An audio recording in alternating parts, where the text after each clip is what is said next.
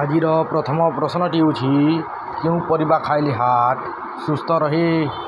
Option A କାଙ୍କଡ଼, option B ପୋଟଳ, option C ଗାଜର, ଅପସନ୍ ଡି ବାଇଗଣ।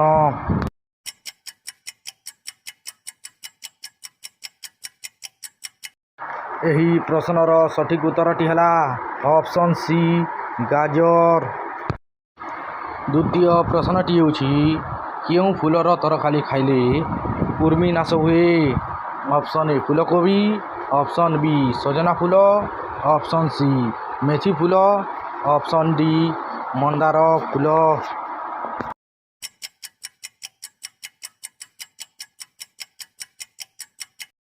ପ୍ରଶ୍ନର ସଠିକ୍ ଉତ୍ତରଟି ହେଲା ଅପସନ୍ ବି ସଜନା ଫୁଲ। ତୃତୀୟ ପ୍ରଶ୍ନଟି ହେଉଛି ଛୋଟ ଛୁଆଙ୍କୁ କ'ଣ ଖାଇବାକୁ ଦେଲେ ସ୍ମରଣ ଶକ୍ତି ବଢ଼େ? ଅପସନ୍ ଏ ପିସ୍ତା ବାଦାମ, ଅପସନ୍ ବି ହଳଦୀ କ୍ଷୀର, ଅପସନ୍ ସି ଲେମ୍ବୁ ପାଣି, ଅପସନ୍ ଡି କଲରା ଭଜା।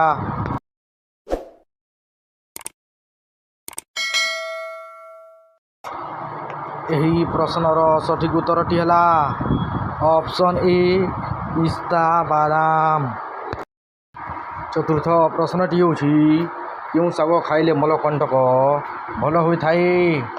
ଅପସନ୍ ଏ ବାଥୁଆ ଶାଗ, ଅପସନ୍ ବି ପାଲଙ୍ଗ ଶାଗ, ଅପସନ୍ ସି ମେଥି ଶାଗ, ଅପସନ୍ ଡି ଉପରୋକ୍ତ ସମସ୍ତ।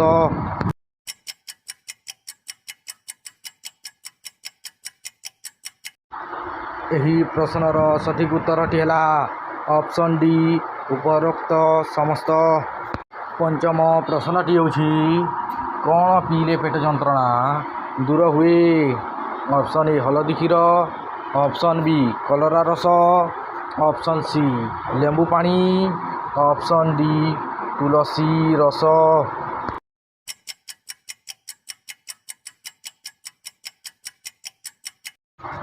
ପ୍ରଶ୍ନର ସଠିକ୍ ଉତ୍ତରଟି ହେଲା ଅପସନ୍ ଡି ତୁଳସୀ ରସ।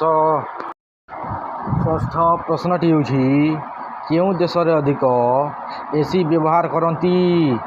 ଅପସନ୍ ଏ ଭାରତ ଦେଶ, ଅପସନ୍ ବି ରୁଷିଆ ଦେଶ, ଅପସନ୍ ସି ଜାପାନ ଦେଶ, ଅପସନ୍ ଡି ଆମେରିକା ଦେଶ।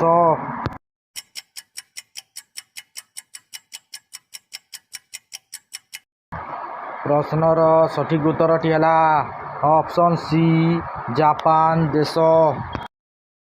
ସପ୍ତମ ପ୍ରଶ୍ନଟି ହେଉଛି ନିୟମିତ କ'ଣ ଖାଇଲେ ଦାନ୍ତ ସଫା ରହେ?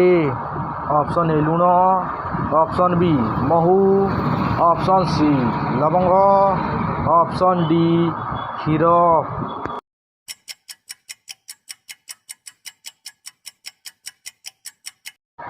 ଏହି ପ୍ରଶ୍ନର ସଠିକ୍ ଉତ୍ତରଟି ହେଲା ଅପସନ୍ ଡି କ୍ଷୀର। ଅଷ୍ଟମ ପ୍ରଶ୍ନଟି ହେଉଛି ଶିମିଳିପାଳ ଅଭୟାରଣ୍ୟ କେଉଁ ପଶୁ ପାଇଁ ପ୍ରସିଦ୍ଧ? ଅପସନ୍ ଏ ମହାବଳ ବାଘ, ଅପସନ୍ ବି ସିଂହ, ଅପସନ୍ ସି ହାତୀ, ଅପସନ୍ ଡି ଜିରାଫ।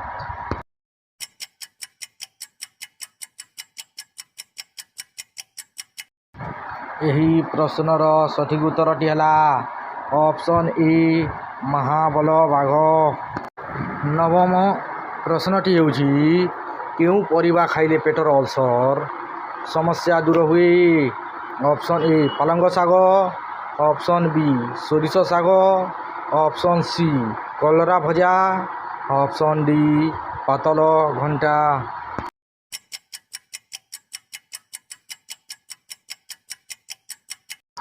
ପ୍ରଶ୍ନର ସଠିକ୍ ଉତ୍ତରଟି ହେଲା ଅପସନ୍ ଏ ପାଲଙ୍ଗ ଶାଗ। ଦଶମ ପ୍ରଶ୍ନଟି ହେଉଛି କେଉଁ ଫୁଲର ରସ ଖାଇଲେ ଆଖିର ଦୃଷ୍ଟିଶକ୍ତି ବଢ଼େ?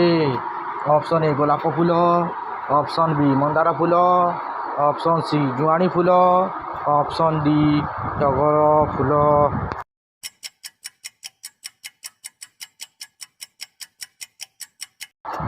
ପ୍ରଶ୍ନର ସଠିକ୍ ଉତ୍ତରଟି ହେଲା ଅପସନ୍ ସି ଜୁଆଣି ଫୁଲ।